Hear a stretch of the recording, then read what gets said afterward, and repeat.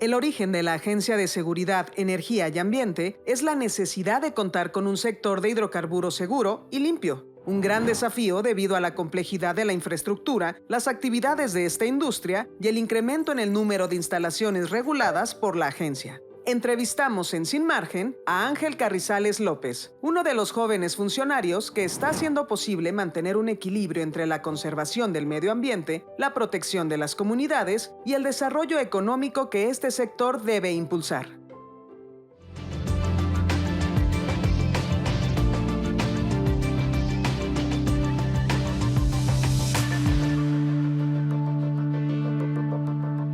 Sí, la SEA como tal es un organismo muy importante, es un órgano regulador que, digamos, se forma en el 2015, en 2014 más o menos, con la reforma energética y empieza a funcionar en el 2015.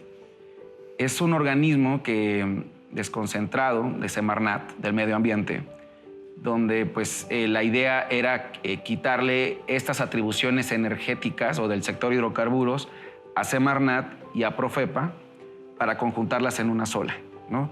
Porque la reforma energética lo que se necesitaba en ese entonces era acelerar que, creciera el sector de hidrocarburos en México, más acelerado y también con competencia hacia Pemex, de alguna manera, ¿no? Entonces, se crea este organismo. Y lo que hacemos ahí ahora es supervisar, inspeccionar, vigilar la actividad del sector de hidrocarburos, ¿no? Que cumplan con las condicionantes, con las leyes que pues, les aplican, pero también hacemos normas, ¿no? También de normas hacia el sector y también revisamos, evaluamos proyectos de empresas que se quieren instalar en nuestro país, ¿no? O incluso las nacionales también, y también regulamos a Pemex. Sí, mira, la SEA, por ejemplo, regula toda la cadena de valor del sector de hidrocarburos. ¿Qué es la cadena de valor del sector de hidrocarburos? Básicamente es la parte exploratoria, ¿no? Donde exploran dónde hay petróleo, ¿no? En tierra o en mar. Después la parte cómo se extrae, ¿no? Es decir, la gota de hidrocarburo que se extrae del suelo o de tierra o del mar, ¿no? ¿Cómo va esa gotita? Y esa gotita también la regula la SEA, ¿no? De hidrocarburo. Pero también cómo se transporta, ¿no? Ya sea por, digamos, llanta de hule, por carro tanque, por tren, o también por ducto. Entonces, pero también esa gotita cuando se refina, también la regulamos la parte de refinación, ¿no? También si se va, de alguna manera, se convierte en las plantas de proceso, que son las plantas primarias donde se hacen los cortes de este hidrocarburo, del gas, por ejemplo, en este corte de gas, también regulamos esa parte. Entonces también las gaseleperas, el gas natural, también lo regulamos, todas estas empresas. ¿Lo regulan hasta que llega a las casas? Hasta el retail, hasta la venta como tal, la venta, ¿no? Gasolinas, las gasolineras, las gaseleperas, la distribución de todo este, digamos, hidrocarburo, todo esto de la venta como tal, regulamos. Entonces Pemex pues, está involucrado en toda esta cadena de valor y eso también pues, lo regulamos nosotros. Es muy amplio lo que revisamos, lo que supervisamos, inspeccionamos y eso la hace única, la SEA. Única en el mundo, porque es la única agencia que regula toda la parte, pues toda la cadena de valor del sector de hidrocarburos.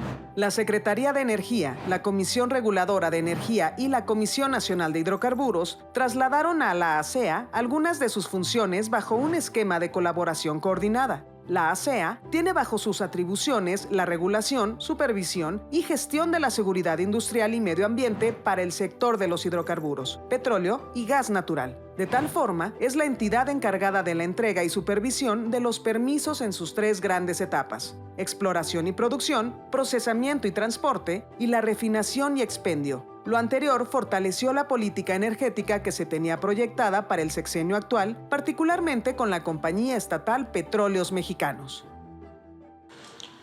Es muy importante, aquí se ha solicitado que se informe sobre cómo hemos avanzado en rescatar la industria petrolera que estaba en franca decadencia porque querían destruirla. Lo lograron hasta cierto punto en la petroquímica.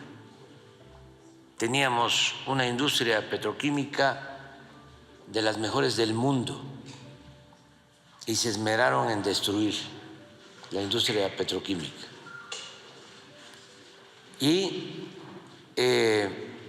lo mismo en el caso de las refinerías.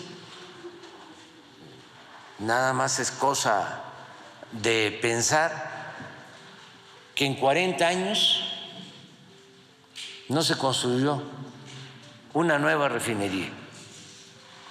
Y esto coincide con todo el periodo neoliberal, porque se apostó a vender petróleo crudo y a comprar gasolinas en el extranjero.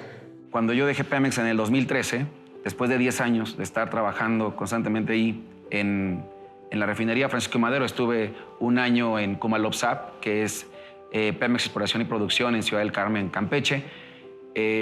Pues sí, yo fui testigo de este declive del sistema nacional de refinación, donde sí había por programa, se atendían las plantas de proceso de las refinerías. En este caso voy a hablar específicamente de la refinería Madero, pero sí fui testigo de ese declive, ¿no? ¿Por qué? Porque a pesar de que había inversión para rehabilitar las plantas, no, de alguna manera no se hacía como debió de hacerse en ese momento, ¿no? Muy complicado.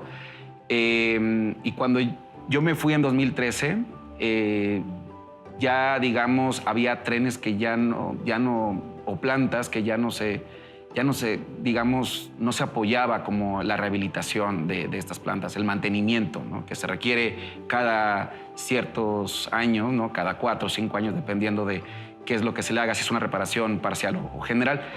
Pero imagínate cuando entró este gobierno, el gobierno de México que encabeza nuestro presidente, el licenciado Andrés Manuel López Obrador, pues ya estaban al 30% de su operación, ¿no? Entonces, con muchos accidentes también. Y con muchos accidentes, claro.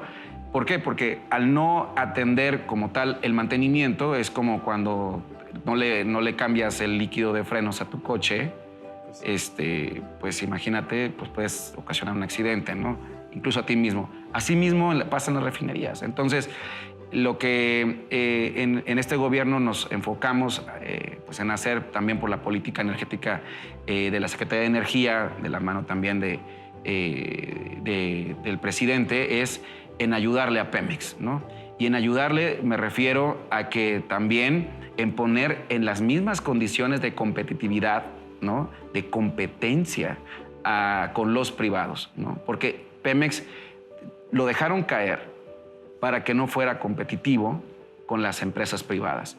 Entonces, yo sí creo fielmente en esta política energética de nuestro presidente, de este gobierno, en que tenemos que fortalecer a Pemex, no solo en las refinerías, sino en la petroquímica también en la parte exploratoria, en la parte de producción, también en la parte pues, de las gasolineras, ¿no? En todo lo que produce Pemex, creo fielmente que es una empresa de los mexicanos y que no debió de haberse pues, dejado de alguna manera morir, ¿no? O agonizar de alguna manera. Entonces, ahí estamos enfocados. En el Sistema Nacional de Refinación de Pemex existen 7 refinerías ubicadas en Ciudad Madero, Cadereyta, Salamanca, Tula, Minatitlán, Salina Cruz y Deer Park en Estados Unidos. Esta última adquirida por la presente administración en 2022. A estas 7 se le suma la recientemente construida refinería Olmeca en Dos Bocas, Tabasco, la cual tendrá una capacidad de 340,000 barriles por día y contribuirá a alcanzar la soberanía energética del país. Desde el 2019, Pemex y la Secretaría de Energía activaron un plan emergente de rehabilitación de las refinerías, el cual comprende revertir su deterioro mediante acciones de mantenimiento y así lograr sus condiciones óptimas. Para el 2023 se proyectaron cerca de 223 acciones de rehabilitación con un presupuesto de 62.898 millones de pesos. La ASEA tiene como compromiso la protección de la vida humana y del medio ambiente, así como lograr eficiencia en la gestión de las empresas reguladas respecto a sus obligaciones. En esta relación se establece la certeza jurídica de sus actividades, la cual responde a las prioridades del presidente Andrés Manuel López Obrador de privilegiar el derecho humano a un ambiente sano y de generar seguridad y bienestar para el pueblo de México. Nosotros como órgano regulador, pues había como una idea de que solamente tú estás en la Ciudad de México centralizada, ¿no? La ASEA está centralizada y de ahí no se puede mover porque ahí tienen que llegar todos los empresarios. Se tenía esta idea, ¿no? de atender a los empresarios que tienen instalaciones en todo el país, ¿no? Y de ahí no nos podemos salir. Y solamente firmamos y hacemos normas y revisamos, evaluamos los trámites y demás que entran a la ASEA, todo centralizado. Tan es así que solamente hay una oficina en la ASEA en la Ciudad de México, aquí en la Ciudad de México. En la ASEA dimos este giro 180 grados para que hacemos normas, o sea, hacemos políticas públicas. Entonces, de alguna manera, empatamos con las normas, estas políticas, pero no podemos hacerlas de escritorio. Tenemos que tener el sentir de la gente. Entonces, cuando salimos y vamos a las áreas naturales protegidas, las ANPs, o con compañía de la CONAM, o cuando vamos a ver una instalación que se va a desarrollar importante en alguna parte del país, como lo es la refinería Olmeca, o como algún tipo de gasoducto, por ejemplo, pedimos que haya consulta, que haya anuencia, que haya reunión pública, ¿no? Que se les consulte a las comunidades. Y eso nos compete a nosotros. Entonces, cuando vamos y tenemos este sentir de las comunidades, podemos evaluar mejor sin que haya tanto impacto digamos, al desarrollar una instalación del sector de hidrocarburos en una comunidad. Entonces, es bien importante, porque entonces antes se evaluaba y no se le tomaba en cuenta a las comunidades. Tenemos grandes ejemplos, ¿no? Aquí en el país de anteriores administraciones. Y lo que hacemos ahora es eso, ¿no? Tener el sentir de estas comunidades para poder evaluar mejor y hacer políticas públicas afines a ellos, ¿no? Siempre tomándolas en cuenta y que realmente pues ir de la mano con la política social de nuestro presidente y por supuesto ambiental de nuestra secretaria. Gasolineras para el Bienestar, a través de Pemex, es un proyecto de economía social y solidaria bajo la organización y creación de cooperativas, en donde la operación y recursos son administrados por comunidades indígenas y ejidales. Actualmente, existen 2 gasolineras bajo este modelo. La primera en Guelatao, Oaxaca, y la segunda en la comunidad de Conguas, Campeche. En este modelo cooperativista, las ganancias no benefician a un privado sino a una comunidad, recursos con los que se pueden financiar proyectos, por ejemplo, de infraestructura o ambientales, que determinen mediante asamblea entre sus habitantes. Hay un término bien interesante que yo lo viví en ciertas comunidades, sobre todo en el sureste, ¿no? Tomando en cuenta que en México existían 2 países internos, el norte y el sur, básicamente. Cuando visitamos a las comunidades ahora con el Tren Maya para impulsar las gasolineras para el bienestar, un gran proyecto de nuestro presidente que nos los encargó a medio ambiente, nos dimos cuenta que hay realmente pobreza energética. Algo que no se me olvida, por ejemplo, Carlos, es que cuando uno platica con las comunidades me dicen, es que para abastecer de combustible a mi moto me tengo que trasladar 2 horas, ¿no? O mi vehículo, mi camioneta con la que pues yo me transporto pues en la sierra, ¿no? O en el campo, pues tengo que ir 3 horas en carretera porque la gasolinera más cercana está a 3 horas. pues hay pobreza energética. Y es ahí donde nos tenemos que enfocar. Hacia dónde podemos dirigir lo que evaluamos nosotros en materia ambiental y de seguridad, junto con otros organismos, ¿no?, que también regulan la parte energética, hacia dónde dirigir estos esfuerzos, estas instalaciones, digamos, a comunidades donde realmente se necesite, ¿no? Y eso no se me olvida. Y es por eso que tenemos que trabajar y redoblar esfuerzos, porque tenemos un presidente que no se cansa, ¿no? No tenemos, lo decía, ¿no?, derecho a fallarle al pueblo de México.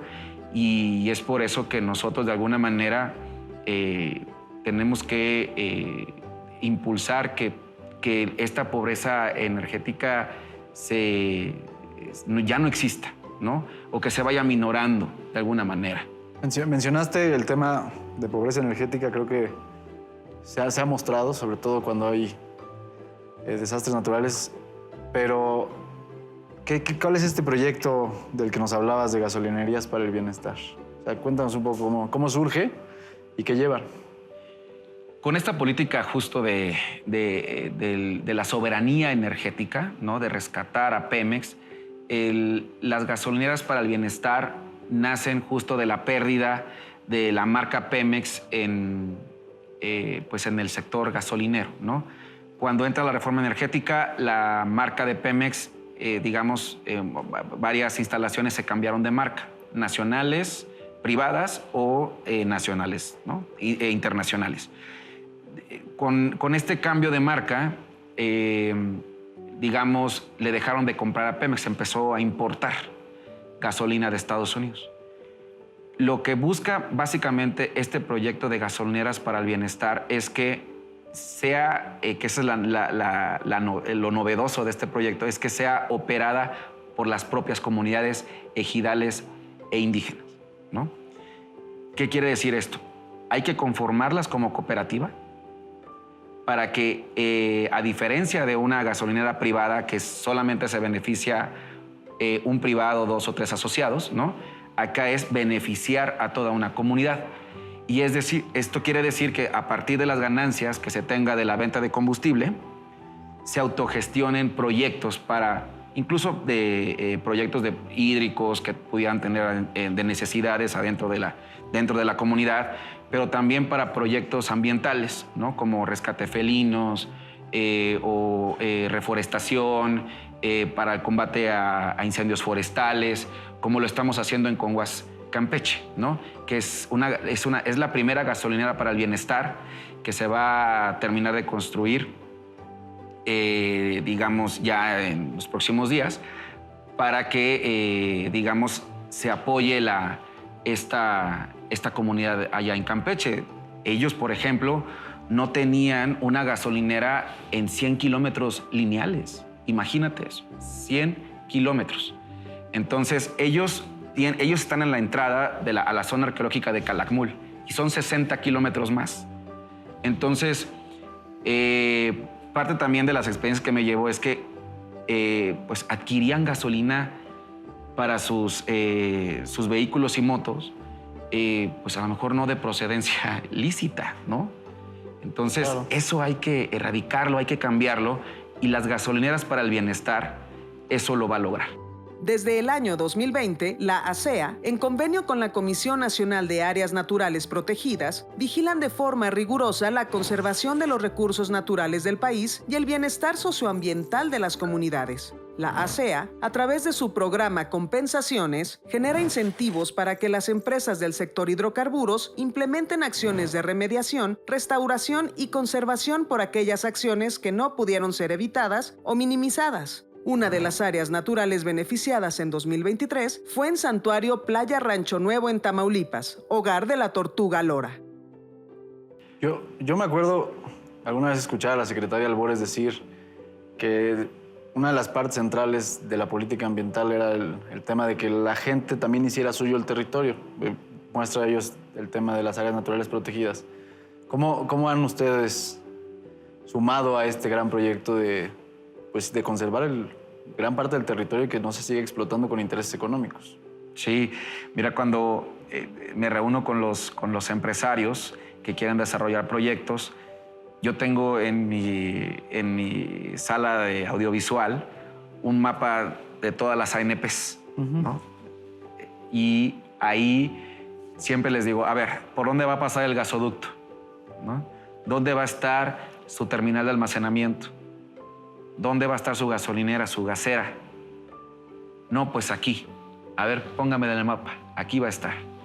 Bien. Ya de entrada, ya lleva aprobado el 40% del proyecto. ¿Por qué? Porque no está dentro de una ANP. Lo que debemos justo de nosotros de regular, supervisar y de procurar es la protección al medio ambiente. Y las ANPs es eso. No olvidemos que dentro de las ANPs también hay comunidades ejidales, hay comunidades indígenas viviendo dentro de la ANP, ¿no? Entonces tenemos que respetar toda esa cosmovisión que ellos tienen dentro de ese entorno, dentro de su ecosistema. Entonces, cuando hay una instalación cerca de las ANPs, entonces es ahí donde empezamos a nosotros a intervenir y a dialogar de qué manera se puede tener el menor impacto posible a las comunidades y al medio ambiente, por supuesto, ¿no? Hoy por hoy les digo, sí se puede construir instalaciones del sector hidrocarburo dentro de las ANPs, donde el ordenamiento territorial lo permita también. Hay partes en las que no y hay partes en las que sí, pero es ahí donde empieza también la labor, ¿no? De, a ver, si tu gasoducto pasa por aquí, ¿qué te cuesta moverlo 50, 100, 200 metros, ¿no? Yo tengo un ejemplo bien claro. Cuando fuimos a visitar la ANP de Isla Lobos Tuxpan, allá en el norte de Veracruz, estuve 10 horas en el mar, Carlos, imagínate.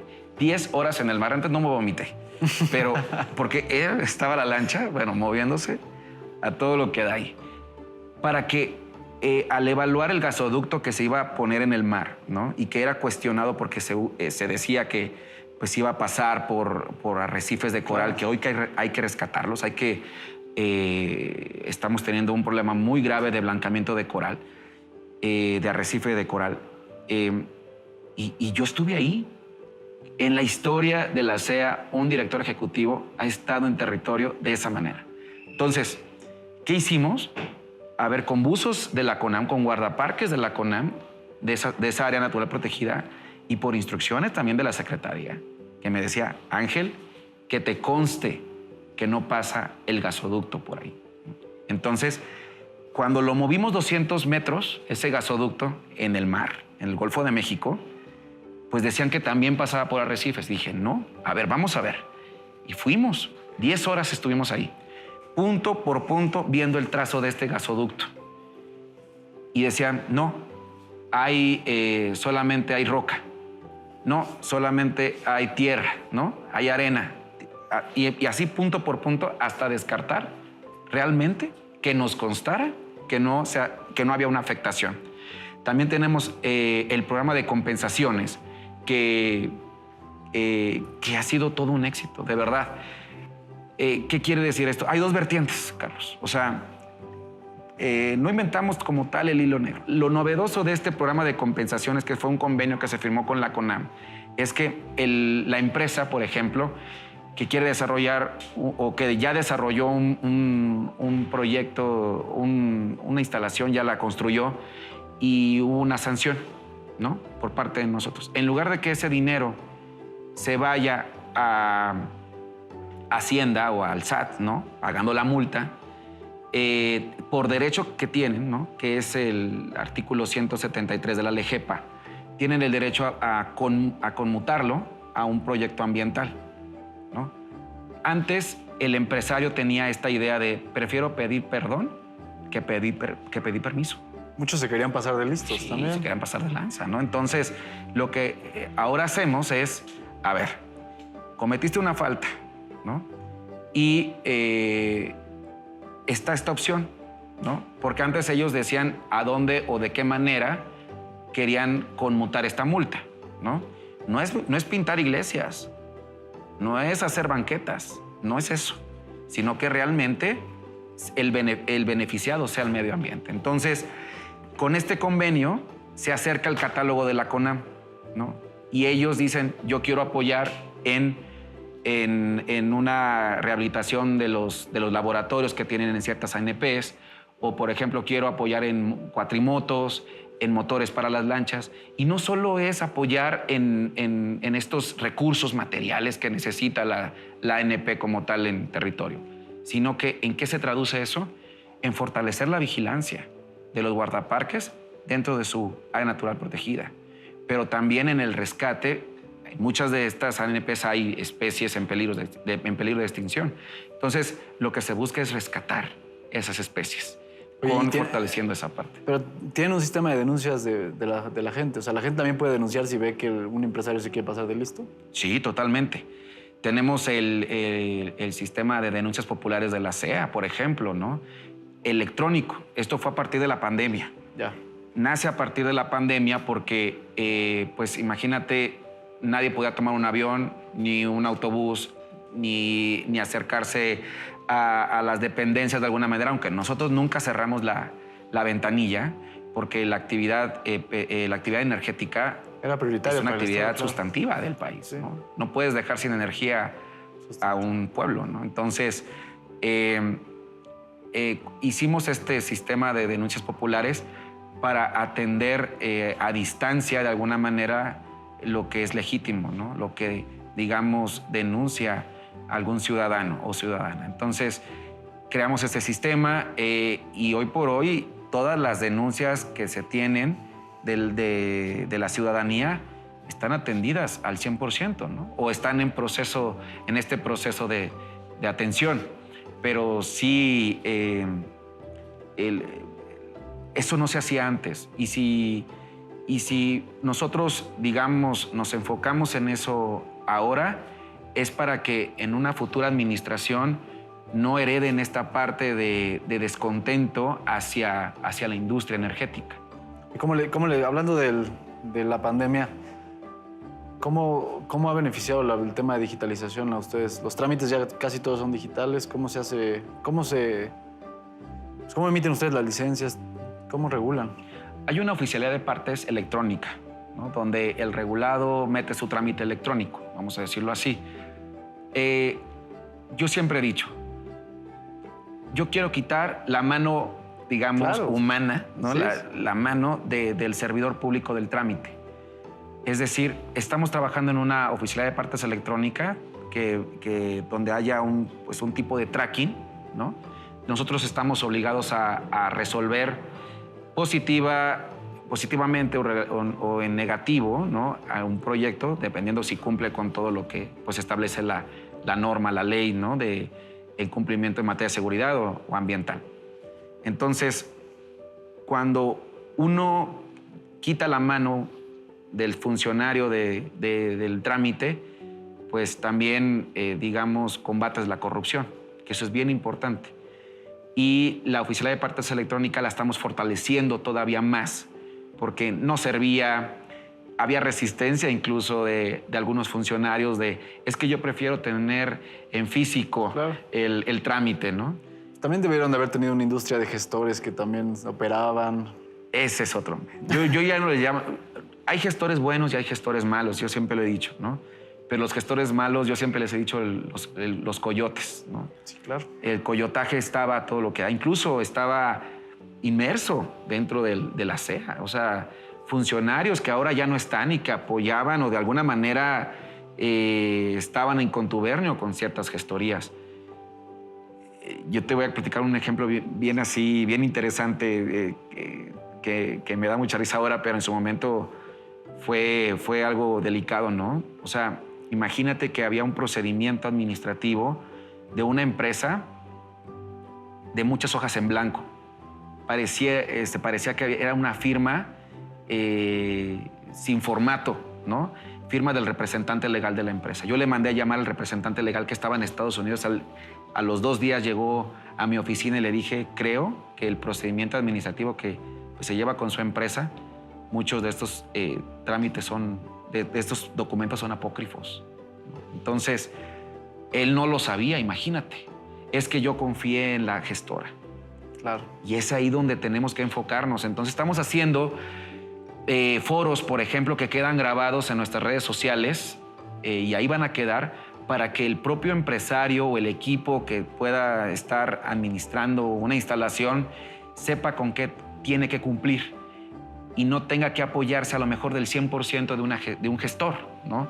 Entonces, fortalecimos esta comunicación también, no solo presencialmente, sino también, y en reuniones, sino también en redes sociales, donde pues informamos a la gente. Si te equivocas en esto, estás sujeto a esto. Regulado, tienes que cumplir con cierta normativa. Te aviso que ya hay una nueva norma, que hay una modificación a la norma. Entonces, los empresarios están en el Twitter, están en el, ahora X, están en el Instagram, están en el YouTube, ¿no? Atentos a la información que se les comparte del órgano regulador, ¿no? En este caso de ASEA, porque la comunicación es bien importante. Entonces, ahí nos evitamos el yo no sabía.